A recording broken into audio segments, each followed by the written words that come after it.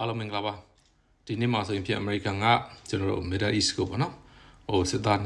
2500ထပ်ပို့လိုက်ပါတယ်ဘယ်ကနေပို့လိုက်လဲဆိုတော့အဲ့စစ်သားတွေကသူ့ကိုပေါ့နော်ဒီ China Sea မှာပင်လေတရုတ်ပင်လေပြင်မှာသူကအဓိကအဖြစ်တာဝန်ထမ်းဆောင်တဲ့စစ်သားတွေဖြစ်ပါတယ်ရေတပ်တပ်သားတွေပေါ့နော်သူတို့အခုကျွန်တော်တို့ Middle East ကိုပို့လိုက်တယ်အဓိကဘာကြောင့်ပို့လဲဆိုတော့ဒီ Hormuz လို့ခေါ်မှာဒီ Iran ရေလက်ကြားမှာအီရန်ကနေပြဒီမော်တွေကိုပေးမဖြတ်ဘူးအဲ့ထက်မှပင်လေထဲမှာပေါ့နော်ဒီမော်တွေအတွက်မိုင်းတွေထောင်ထားတယ်အဲ့ဒီအတွက်အဓိကအကိစ္စကိုဖြည့်ရှင်းဖို့အတွက်အခုအမေရိကန်သမိုင်းထွန်းရဲ့အမိန်နဲ့ပေါ့နော်စစ်သားပေါင်း2500တရုတ်ပင်လယ်ထဲမှာတောင်ချနေ2500ကိုအခုကျွန်တော်အီရ